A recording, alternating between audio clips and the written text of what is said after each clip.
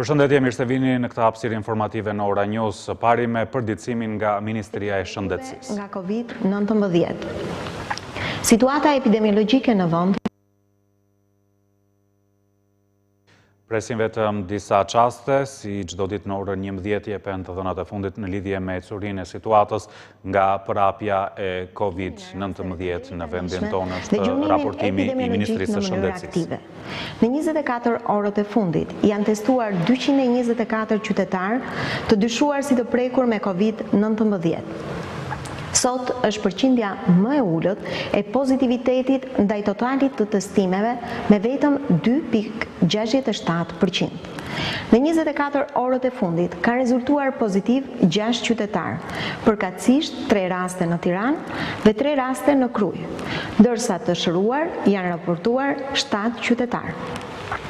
Gjatë ditëve të fundit, kemi një përmirësim të situatës edhe në spitale. Aktualisht në të dy spitalet COVID, në spitalin infektiv dhe spitalin Shefqet Ndroqi, janë të shtruar 29 pacient dhe vetëm 4 prej tyre janë në terapi intensive. Prej më shumë se 10 ditësh, nuk kemi asnjë humbje jete. Që nga fillimi i epidemisë dhe deri më sot janë konfirmuar pozitiv me COVID-19 në të gjithë vendin 856 qytetarë. Prej tyre, 627 qytetarë ose mbi 70% janë tashmë të shëruar. Në të gjithë vendin aktualisht janë 198 persona aktiv me COVID-19, kryesisht në rrethet Tiranë, Krujë, Shkodër, Fier dhe Kamës. Më pak se 15% të prekurve aktiv po marrin trajtim për COVID-in në spitalet COVID. Pjesa më e madhe e tyre ndiqet nga mjeku i familjes. Siç jeni në dieni, edhe kjo fundjavë, si fundjava e shkuar, do të ketë të njëjtat rregulla. Do të lejohen të moshuarit, sipas orarit të përcaktuar, si dhe familjet me fëmijët deri në 14 vjeç. Gjatë ditës së shtunë do të ushtrojnë aktivitetin e tyre, marketet dhe farmacit deri në orën 17:30, ndërsa të dielën këto do të jenë të mbyllura. Ndërsa nga dita e hënë do të ketë një lehtësim të masave. Për këtë arsye, Ministria e Shëndetësisë dhe Mbrojtjes Sociale i fton qytetarët të respektojnë rregullat, të ruajnë distancimin fizik, si dhe të respektojnë higjienën personale. Bizneset të zbatojnë me shumë rigorozitet protokollet e sigurisë për të ruajtur shëndetin e qytetarëve. Qytetarët duhet të jenë të kujdesshëm, të mos neglizhojnë shenjat e COVID-19.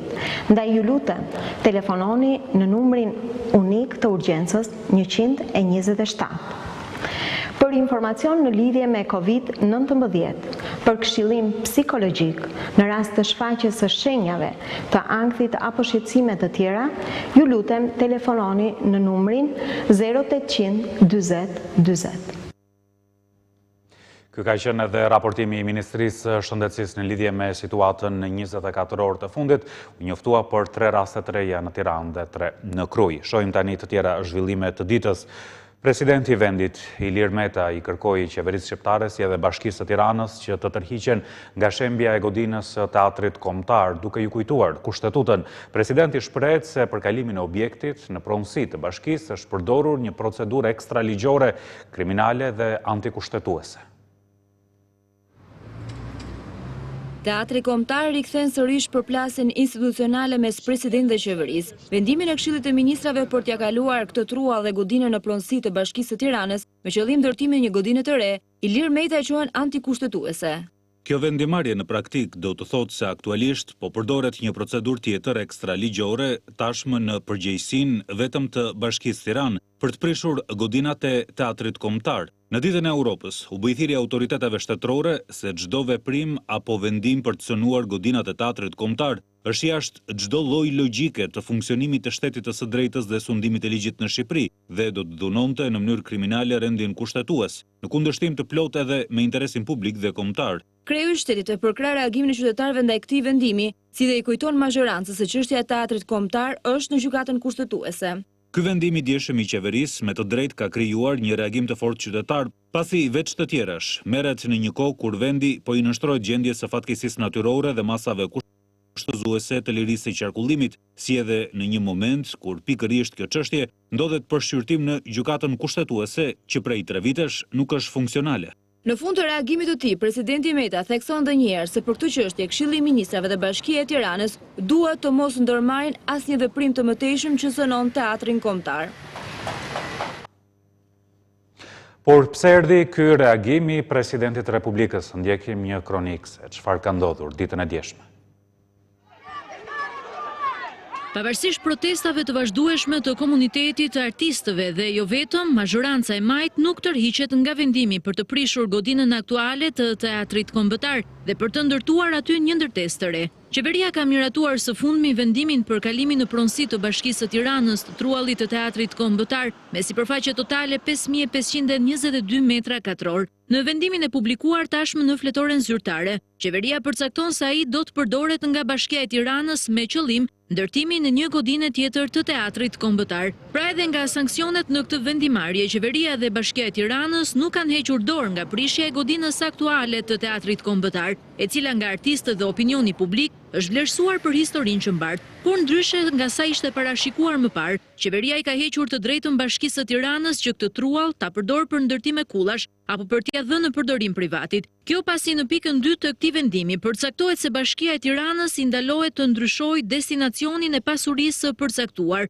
të tjetërsojë atë apo t'u jap në përdorim të tretëve. Ndërkohë që lidhur me këtë vendim ka reaguar edhe kreu i opozitës Lulzim Basha, i cili e ka konsideruar atë si një grabitje e pronës së shqiptarëve. Ndërkohë që shqiptarët presin zgjidhje për krizën që ka pllakosur, Rama gjen kohë vetëm për të grabitur. Kalimi i teatrit kombëtar në pronësi të kryebetonierit të mafjas është akt lufte ndaj artit dhe qytetarisë dhe provokim ndaj BE-s dhe përfaqësuesve të saj në vigjilje të ditës së Europës, shkroi Basha në rrjetet sociale. Ndërkaq që Aleanca për mbrojtjen e teatrit ka paralajmëruar një protestë në sheshin Skënderbej që nga mëngjesi aty ka forca të shtuara të policisë. Më tepër informaciona përcjell tani drejt për drejt gazetari ynë Besar Baraktara. Besar, të përshëndes, çfarë po ndodh momentalisht në sheshin Skënderbej?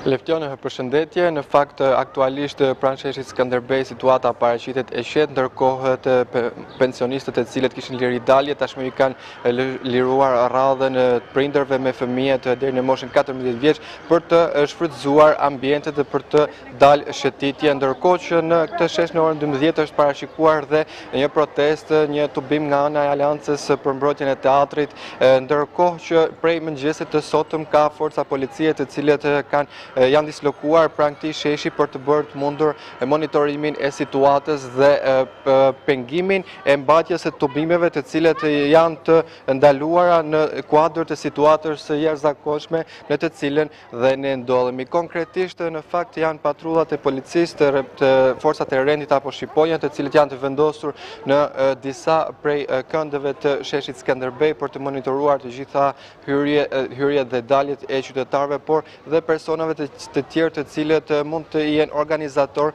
të protestës të paralajmëruar nga Aleanca për mbrojtjen e teatrit. Kujtojmë që protesta e sotme vjen një ditë pas kalimit në pronësi të truallit të godinës së teatrit nga ana e qeverisë në dispozicion të Bashkisë së Kryeqytetit. Në fakt, për sa i përket situatës, ende nuk bëhet e ditur, duke qenë se tashmë jemi dhe në kohën kur kanë hyrë në fuqi dhe ndryshimet e kodit penal ku sanksionet dhe dënimet janë më të rënda se sa më herët në kuadër të situatës së jashtëzakonshme. Tashmë ka masa dhe gjoba dhe deri në burgim, por edhe masa dhe gjoba deri në gjobë prej 500.000 lekësh, ashtu siç është aplikuar dhe më herët, por kodi penal nuk ishte ende në fuqi. Tashmë nuk dihet nëse Aleanca për mbrojtjen e teatrit do të vijojë ta mbajtë protestë gjatë ditës së sotme, të paktën ende nuk ka një informacion zyrtar nëse do të bëhet e mundur, por në rast se do të kemi një organizimi do të bëhet nga ambienti i teatrit aty ku protestohet për disa kohësh dhe më pas duke qenë se ndodhet edhe në afër në sipërfaqe, ato do të ecin në këmbë dhe do të mbërrin këtu pranë sheshit të Skënderbej për të vijuar aktivitetin e tyre të cilën ata e kanë paralajmëruar. E qartë, Besart, falenderoj për informacionin e përcjell. Natyrisht do të mbetemi në kontakt për çdo zhvillim nëse do të ketë edhe një protestë nga Alianca për mbrojtjen e teatrit. Në vazhdim do të flasim për sa i përket sezonit turistik, janë lajmëruar disa protokolle se si do të funksionojnë hotelet, plazhet, baret dhe restorantet për periudhën e sezonit, por ka ankesa nga bizneset në Sarandë se nuk janë informuar ende. Megjithatë, na përcjell tani më tepër hollësi kolegja jon Angela Lushkaj drejt për drejt nga Saranda. Angela, të përshëndes, çfarë po ndodh në Sarandë? Kanë filluar përgatitjet për sezonin? Përshëndetje. Industria e turizmit duket në kolaps në Sarandë. Ky vit ishte parashikuar të kishte një bum turistësh dhe përjedhoi shumë biznese kanë hapur dyert këtë vit për herë të parë, ka pasur një investim shumë të madh në rrjetin e hotelerisë. Deri më tani, siç kemi raportuar edhe në javë të shkuara, çdo rezervim i mundshëm në Sarandë është anulluar, duke bërë që të gjitha, sidomos hotelet, të jenë të boshatisura, madje në pjesën ndërmuese të tyre nuk kanë filluar as puna për përgatitjet sezonale. Deri më tani, ata kërkojnë një staf më të përgatitur, duke qenë se në Sarandë përgjithsisht hotelierët stafin e tyre sigurojnë nga Tirana, është një nga problemet e tyre. Gjithashtu hotelierët kërkojnë edhe zgjerimin e sipërfaqes së plazhit përpara hoteleve të tyre, duke kërkuar këtë për shkak të distancimit social që duhet të ruhet këtë verë prej 3.7 metër. Ata thonë se nga plazhet këtë vit nuk do të kenë asnjë fitim për shkak të këtij rregulli. Gjithashtu ata kërkojnë të ketë nga qeveria shqiptare një reklam të Sarandës si vend i paprekur nga Covid-19 në mënyrë që të thithet turisti huaj. Deri më tani bëhet fjalë për një numër të konsiderueshëm të hoteleve dhe restorantëve të cilat diskutojnë të mos hapen këtë vit për të mos i kushtuar vetes edhe një kosto financiare tjetër. Deri më tani është dakordsuar nga operatorët turistik që të punohet me tregun vendas, pra e gjithë industria e turizmit në Sarandë i drejtohet turistit shqiptar. Kjo në fakt është mirëpritur nga pjesa më e madhe, por nuk ka pasur dakordsinë e operatorëve turistik në Ksamil. Njihet tashmë që Ksamili është një nga zonat më të shtrenjta në jug të vendit dhe ata shprehen se me turistin shqiptar nuk do të kishin as edhe një lloj fitimi, pra hapja e tyre do të jetë e kotë nëse nuk do të kemi turistët skandinavë. E qartë, falenderoj Angela për këtë raportim drejt për drejt nga Saranda. Do të shkojmë në një tjetër qytet bregdetar, në Durrës, aty ku ditën e sotme ka një lëvizje disi më të shtuar të qytetarëve përsa i përket edhe daljes së qytetit nga karantina pjesërisht. Megjithatë, Mark Brunga na përcjell tani më tepër informacion. Mark, të përshëndes, janë lëvizjet sot në qytet. Ju përshëndes nga plazhi i Durrësit. Lëvizjet në qytetin e Durrësit janë të normalizuara siç është çdo fundjavë, ndërsa tashmë ne kemi dalë në plazhin e Durrësit dhe krahasuar me fundjavat e tjera, plazhi i Durrësit duke ka më atë fluksin e rënduar që ka pasur përpara. Koha po ngrohet gradualisht, vetëm disa fëmijë kanë qenë miqtë e detit që janë futur në ujë dhe disa të tjerë që janë zhveshur dhe bëjnë banjë dielli në anë të plazhit, ndërkohë vazhdon xhiro dhe vihet re që ka filluar të ngrihet superstruktura e pushuesve të ardhshëm për sezonin turistik. Ndërkohë njerëzit që kemi kontaktuar kërkojnë që ka ardhur koha që të hiqet fasha e bllokimit të lëvizjeve në Durrës, të hapet dhe qyteti i Durrësit, pasi deri tani në Durrës është vetëm një sëmur me koronavirus, edhe ai po e kalon në shtëpinë e vet në kujdesin e vazhdueshëm mjekësor. E qartë, Mark, të falenderoj për këtë informacion përcjell tani. Të falemderit, Mark. Falemderit për informacionin e përcjell drejt për drejt në Ora News. Do të ecim më tej të shohim të tjera zhvillime të ditës. Ambasadoria shqiptare në Shtetet e Bashkuara të Amerikës, Floreta Luli Faber, shprehet se mbi 50 shtetas shqiptar nga Republika e Shqipërisë, nga Kosova, Malizi dhe Maqedonia e Veriut kanë humbur jetën për shkak të koronavirusit. Bëhet fjalë për qytetarë të cilët janë me banim të përhershëm në Shtetet e Bashkuara, por gjithashtu edhe për vizitorë. Ambasadoria thotë se pjesa më e madhe e qytetarëve shqiptar me origjinë shqiptare që humbën jetën nga Covid-19 do të prenë në tokën amerikane, që u bë për ta dhe u i dytë, ndërsa 4 prej tyre janë mundur që të riadesohen dhe plotësohet amaneti i tyre për të pushuar përjetësisht në atë dhe.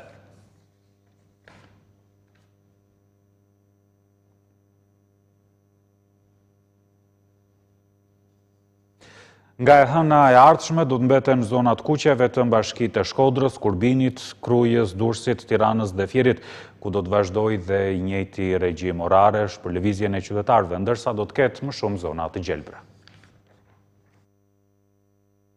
Nga e hëna në vazhdim vetëm në zonat Shkodër, Kurbin, Krujë, Durrës, Tiranë dhe Fier, regjimi orareve dhe kufizimi i lëvizjeve, siç ka ndodhur deri më sot, do të jetë në fuqi. Në të gjitha bashkitë e tjera ku nuk ka raste të reja të koronavirusit, kufizime do të bien, ndërsa qarkullimi ndër qytetas me automjet privat brenda do të jetë i lirë me një regjim orar që do shtrihet deri në orën 21. Sipas qeverisë, për këtë pjesë do të mbeten në fuqi vetëm rregullat që ndalojnë grumbullimin e më shumë se 5 personave, aktivitetet kulturore e sportive të çdo lloji, transportin publik, si edhe njësitë ekonomike ende të mbyllura. Në zonat me regjim do dështohet vëmendja e autoriteteve, ku do të kenë blindim me postobllogje dhe nuk do të lejohet hyrje-dalje automjeteve të paautorizuara. Sa i përket fundjavës, njësoj si fundjavën e kaluar, në të gjithë vendin do të lejohet të qarkullojnë vetëm automjetet që kanë autorizim për punë dhe dalja e këmbësorëve do të bëhet me 2 fasha. Deri në orën 9:30 vetëm pensionistët dhe nga ora 10:30 deri në orën 17:30 prindërit me fëmijë deri në 14 vjeç. Sipas qeverisë, nëse situata me numrat e të infektuarve dhe të shtruarve në spital vazhdon të jetë stabilizuar,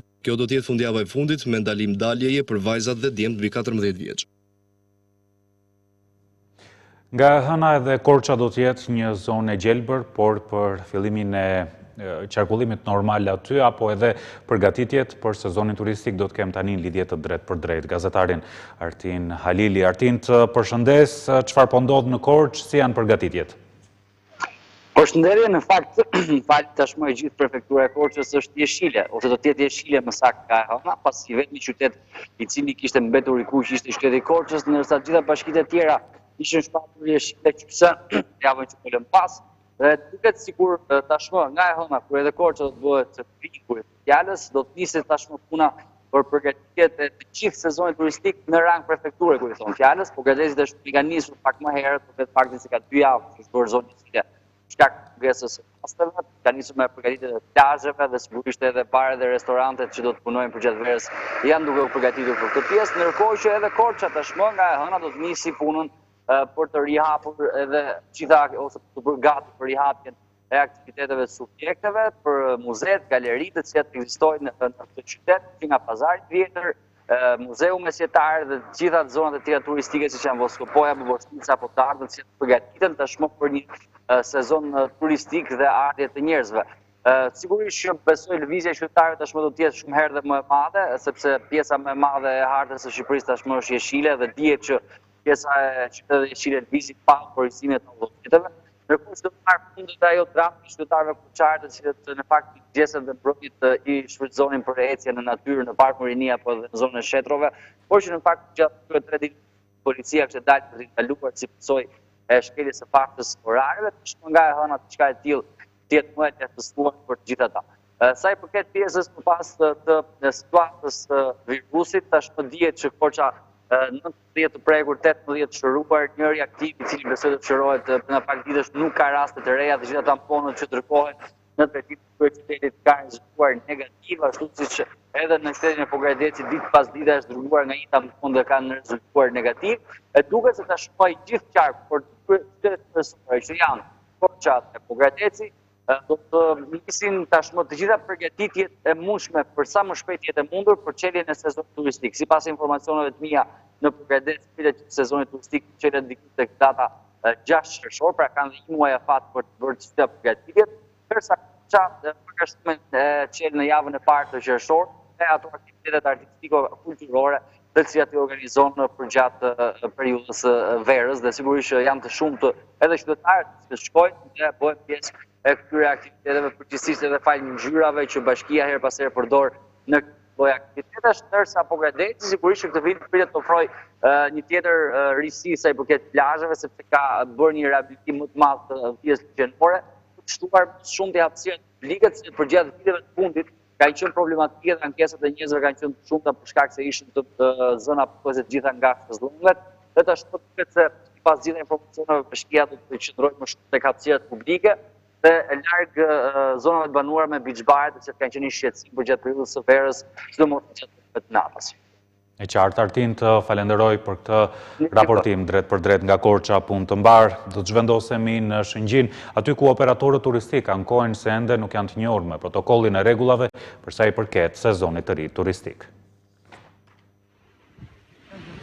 Operatorët turistik thonë se nuk kanë asnjë informacion zyrtar në lidhje me këtë çështje, ndërsa kërkojnë që mos të krijohen vonesa, sepse ju duhet kohë që të përgatiten konform rregullave që do të kërkohen për mbrojtjen nga COVID-19. Ne do morë vetë me pastrimin e plazhit, të pastru hapësinën publike, nuk dim as distanca, as i gjë, njerëzit janë të bëmë as qevit, merr barin prej Lulishqe, hedhëm mran prej ranet qitën Lulishte, sot u pyet njëri fare se çfarë bën këtë den. S'ka asnjë lloj impenjimi, asnjë lloj informacioni. Jena krejt izoluar. Me lehtësimin e masave kufizuese, Bashkia Lezhë ka nisur përgatitjet për sezonin turistik. Nënkryetari i bashkisë Ermal Pacaj thotë se situata e krijuar nga pandemia COVID-19 ka krijuar vonesa, por garanton se gjithçka do të jetë gati brenda një kohe të shpejtë. Kjo nuk është në dorë të bashkisë se kur do e filloj, janë vendimarrjet e tjera, por ama Bashkia e Lezhë bën të sajnë që të jetë gati, që në qoftë se sezoni do të fillojë nesër, ne jemi gati që nesër. Bashkia e Lezhës është duke u përshtatur situatës së krijuar nga COVID-19. Bashkia e Lezhë ka realokuar një shumë prej 80 milion lekësh të reja në buxhet për situatën e pandemisë, por asnjëri nga këto zëra nuk ka prekur gjithçka që ishte parashikuar për turizmin. Në këto kohë normale, Shëngjini është mjaft i frekuentuar gjatë sezonit të verës, por për shkak të pandemisë, pritshmëritë për këtë vit janë të ulota pasi shumë turistë huaj i kanë anuluar pronotimet. Gjykata e Kurbinit ka lënë në burg Aurel Shurbin, autorin e plagosjes së dy fish të ndodhur të martën pranurës së Drojës në Mamurës. Detajet na i përcjell tani gazetari Elvis Hila. Elvis, përshëndes, çfarë ndodhi gjatë seancës?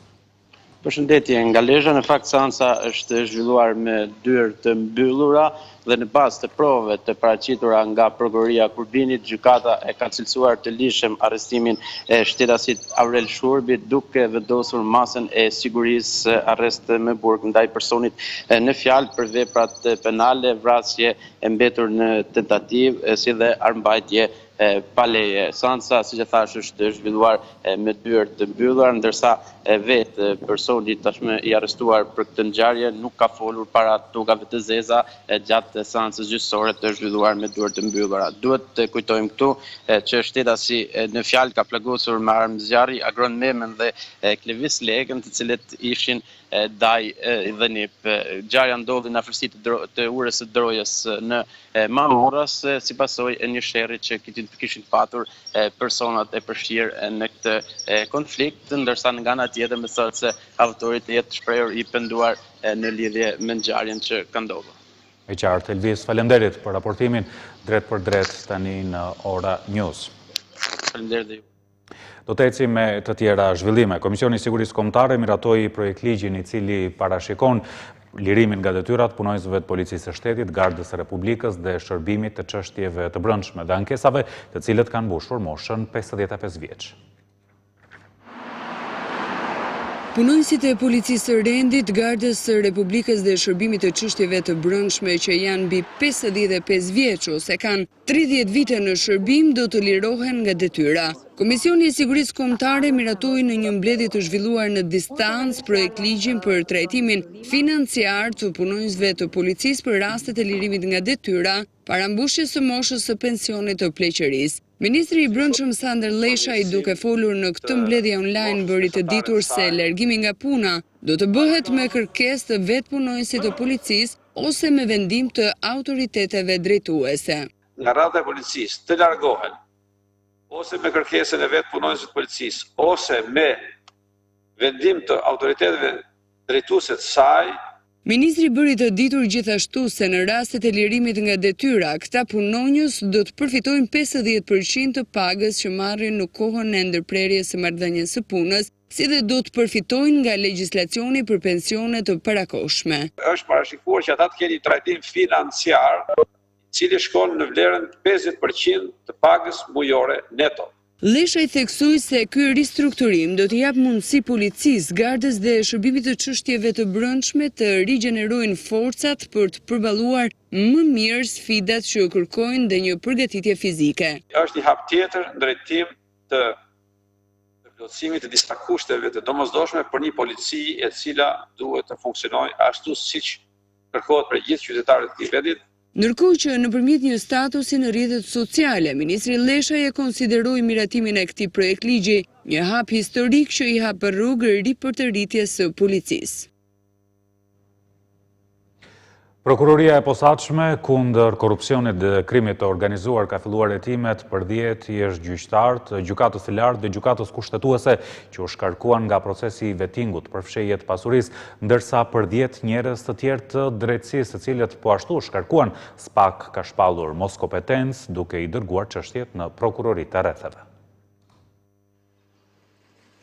Prokuroria e posaçme kundër korrupsionit dhe krimit të organizuar ka nisur hetimin për 10 ish-gjyqtarë të gjykatës së lartë dhe kushtetuese, që u shkarkuan nga vettingu për shkak të pasurisë. Nisja e hetimeve nga SPAK-u erdhi pak ditë pas kallëzimit të depozituar nga avokati Fran Dashi. Avokati Dashi kallëzoi 20 ish-gjyqtarë dhe prokuror të shkarkuar nga vettingu, duke i akuzuar për disa shkelje të thyera gjatë ushtrimit të detyrës. SPAK njoftoi zyrtarisht se ka nisur hetimin për 10 nga 20 emrat e kallëzuar. Ata janë Bashkim Dedja, Gani Dizdari dhe Besnik Imeraj, ish-gjyqtar dhe kryetar të gjykatës kushtetuese. Ndërsa nga radhë të gjykatës së lartë janë ish-gjyqtarët Tom Dreca, Shkëlzen Selimi, Edmond Islamaj, Guxim Zenelaj dhe Aleksandër Muskaj. Sipas SPAK, nga materialet e kallëzimit është arritur në konkluzionin se jo të gjitha subjektet janë kompetence prokurorisë së posaçme antikorrupsion. Ndërkohë për 10 të tjerët, prokuroria e posaçme deklaron se nuk janë kompetence saj dhe se janë dërguar prokurorive Durrës, Tiranë dhe Elbasan.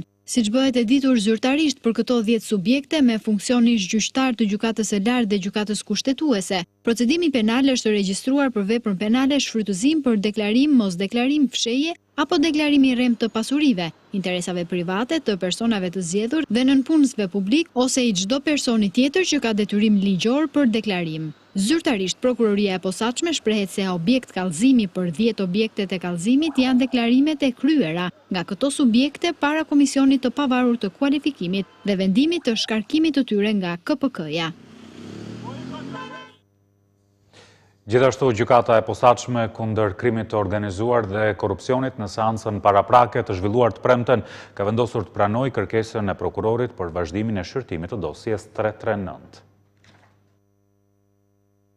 Dosja e famshme 339 që përfshin laboratorin e drogës në Brenok të Hasit ka kaluar për gjykim. Gjykata e posaçme kundër krimit të organizuar dhe korrupsionit në seancën paraprake të zhvilluar të premten vendosi të pranojë kërkesën e prokurorit për vazhdimin e shqyrtimit të çështjes. Vendimi është marrë nga gjyqtarja Irena Gjoka, e cila një muaj më parë i kërkoi prokurorisë plotësimin e dosjes. Në atë kohë u argumentua se akuzat ishin të paqarta dhe se nuk kishte akuza të individualizuara për secilin prej të pandehurve në secilin episod kriminal. Kjo kohë ka mjaftuar që prokurorët e dosjes të bëjnë plotësimin e akuzës për secilin prej 25 të pandehurve që përfshin kjo çështje, mes të cilëve dhe grupi i Avdylajve të Shijakut. Trafik narkotikosh, grupi strukturuar kriminal, pastrim parash dhe armbajtje pa leje janë akuzat për të cilat të pandehurit do të përballen me togat e zeza. Madje prokuroria ka përcaktuar dhe rolet e gjithë secilit në trafikimin e drogës nga Shqipëria drejt Italisë, si dhe përgatitjen e heroinës në laboratorin e Hasit.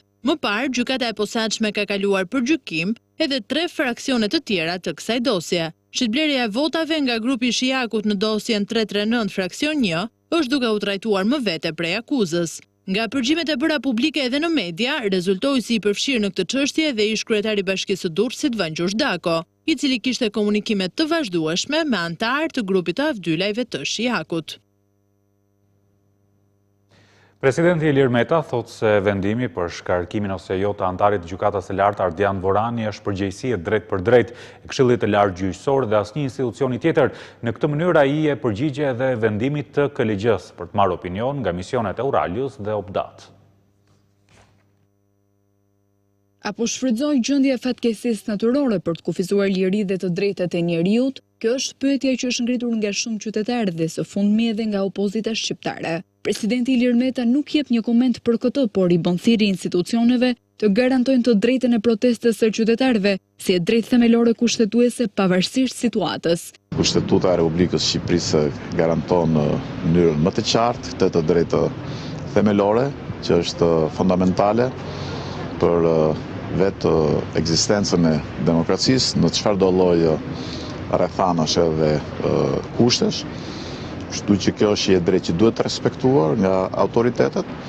Natyrisht duke qenë se jemi në një situatë veçantë, pra jo në një situatë të zakonshme, duhen të marrë të gjitha masat. Sakaj Qili Meta vlerëson si të avancuar në standarde ndryshimet në kodin penal për rastet e fatkeqësisë natyrore, ndërsa kërkon që aktet në ligjore të bëhen konform tyre. Janë më të avancuarat në kontinent sipas standardeve daneze. Pra, nuk mjafton vetëm formulimi i këtyre ndryshimeve në kodin penal i këtyre standardeve, por duhet edhe e gjithë kolona e akteve tjera ku ato do të mbështeten, të jetë në këtë frym në mënyrë që të shërbej atyre qëllimeve që synojnë mbrojtjen e shëndetit të qytetarëve shqiptar nga sëmundje të tilla. Në interes të medias, presidenti komentoi debatin me antarin e gjykatës së lartë Ardian Dvorani, ndërsa tha se shkarkimi i tij është në përgjegjësi e Këshillit të Largjësor. E kam dhënë një përgjigje për këtë çështje dhe jemi shumë media tani. E kam dhënë një përgjigje për këtë çështje, është një përgjegjësi që i mbetet vetëm KLG-s edhe askujt tjetër. Deklaratat e kreut të shtetit erdhen pas një seance dhurimi gjaku në bibliotekën e Fakultetit të Gjuhëve të Huaja në Tiranë. Ambasada e Shteteve të Bashkuara në Tiranë vion që të mbështesë drejtësinë si edhe integrimin e Shqipërisë në Bashkimin Evropian. Ambasadorja Yuri Kim me anë të një statusi në Twitter shprehet se SBA do të vijojë që të nxjisë reformat e nevojshme që Shqipëria t'ju bashkohet vendeve të bllokut evropian. Ndërkohë gjatë së premtes ajo ka nënshkruar një marrëveshje bashkëpunimi me ministrin e Brendshëm Sandër Leshaj për zbatimin e ligjit për regjistrimin e pasagjerëve dhe luftën ndaj terrorizmit.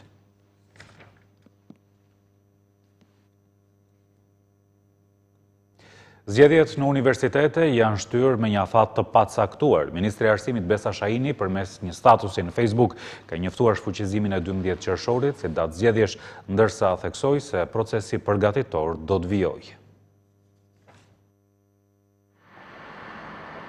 Pas përplasjeve të vazhdueshme të institucioneve arsimore për drejtimin e Universitetit të Tiranës, Ministri i Arsimit ka vendosur shtyrjen e datës së zgjedhjeve deri në një afat të pacaktuar. Përmes një statusi në Facebook, Ministria Besa Shahini njoftoi se pezullimi i 12 qershorit si datë zgjedhjesh është marrë për të mos përjashtuar studentët nga e drejta e votës, por theksoi se vendimi nuk do të cënojë procesin zgjedhor të deritanishëm. Data e zgjedhjeve për organe drejtuese të institucioneve të arsimit të lartë shtyhet deri në një moment të dytë, kur mund të sigurohet pjesëmarrje më gjithëpërfshirëse e studentëve. Procesi përgatitor i zgjedhjeve duhet të vazhdojë në mënyrë që institucioni arsimor i lartë të jetë gati të fillojë fushatën zgjedhore menjëherë pas shpalljes së datës. Shpresoj që ky urdhër të mundësojë kthimin e vëmendjes së udhëheqësve të arsimit të lartë publik tek planifikimi i mbylljes së suksesshme të vitit akademik për studentët. Por ndryshe nga vendimi i ministres, rektori Mynir Koni thotë se procesi zgjedhor do të nisë të përgatitet pas caktimit të datës së zgjedhjeve, duke lënë kështu të hapur përplasjen. Më herët, student dhe përfaqësues të shoqërisë civile depozituan në gjykatën administrative të shkallës së parë në Tiranë, padi ndaj ministres ku i kërkonin shtyrjen e zgjedhjeve, por dhe anulimin e procesit të deritanishëm zgjedhor. Kemi drejtuar 2 kërkesa për pavlefshmëri absolute të urdhrit dhe vendimit që ne konsiderojmë të paligjshëm dhe marrjen e masës të pezullimit të menjëhershëm për këto 2 vendime, pra për të mos u zhvilluar zgjedhjet në 12 qershor, por pasi Shqipëria të jetë në një situatë normale. Plotësimin e njërës prej kërkesave e cilësuan gjysmë fitore, ndërsa theksuan se do të vijojnë betejën për të rritur përqindjen e ndikimit në votime për drejtuesit e universiteteve. Ndërkaq, kandidati për rektor i Universitetit të Tiranës, Artan Hoxha, ka përshëndetur vendimin e ministres së Arsimit për shtyrjen e zgjedhjeve